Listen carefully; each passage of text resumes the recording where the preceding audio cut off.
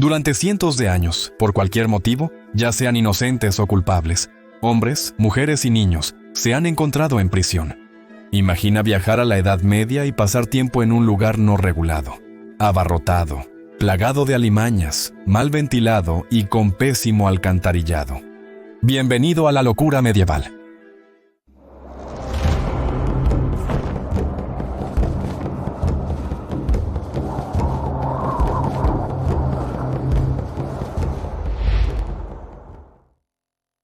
Todo se reduce al dinero.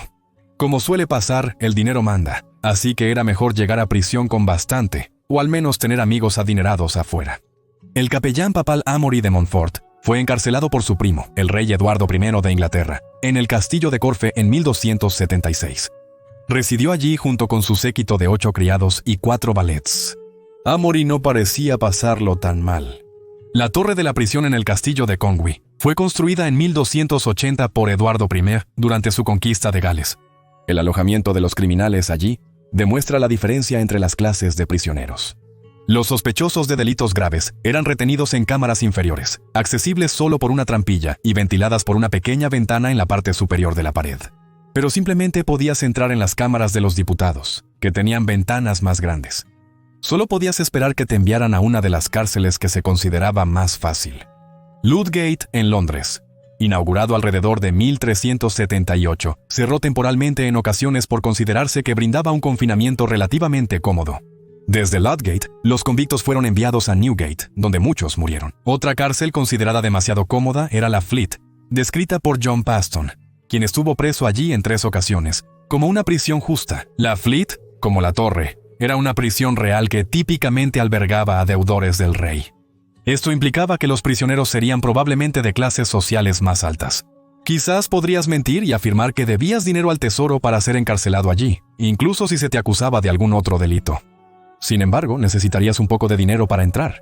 El guardián cobraba 2 chelines y 6 peniques en la puerta, 2 chelines más que cualquier otra prisión de Londres.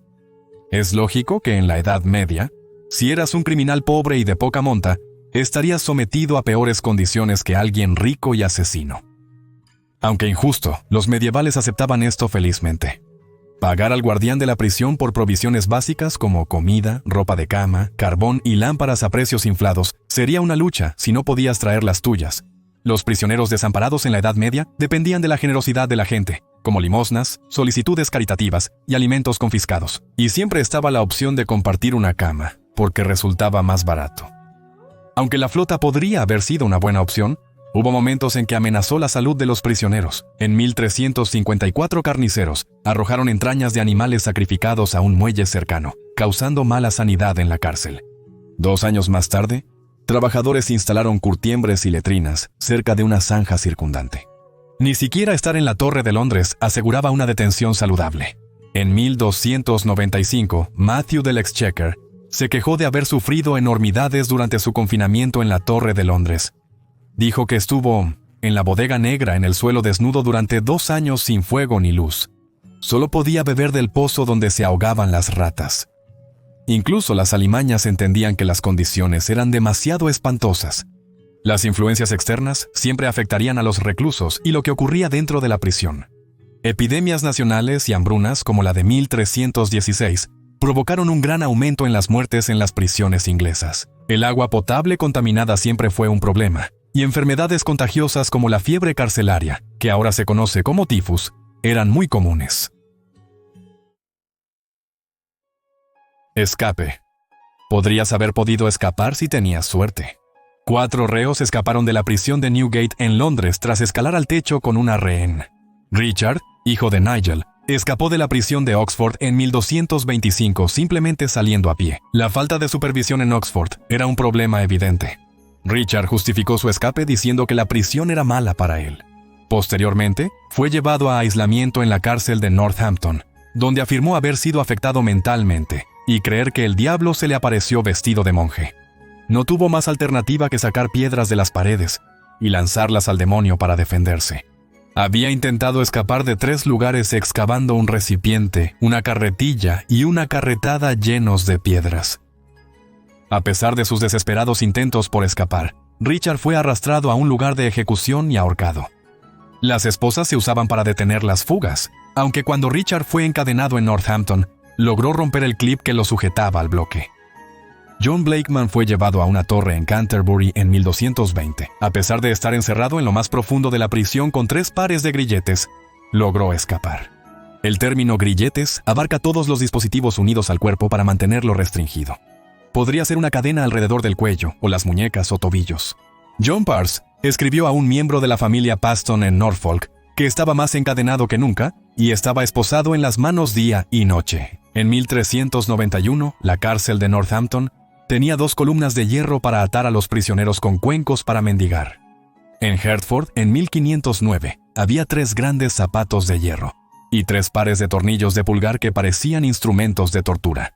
Al parecer, algunos alcaides no tenían reparos en brutalizar a los prisioneros cuando se sentían inclinados a ello. A finales del siglo XIII, escapar de la cárcel del rey solo se castigaba con la muerte si el delito por el que estabas detenido era capital, por lo que a menudo valía la pena arriesgarse. Con un poco de ayuda de tus amigos, podrías conseguir que te ayuden con el plan de escape. En 1281, durante la revuelta de los campesinos, los rebeldes liberaron a un siervo encarcelado en la cárcel de Rochester, y en Londres, en Marshalsea, los manifestantes arrastraron al carcelero fuera de la prisión y lo ejecutaron sumariamente. En 1450, durante la revuelta de Jack Cade, se causó un gran daño en Newgate, y el carcelero fue multado y encarcelado.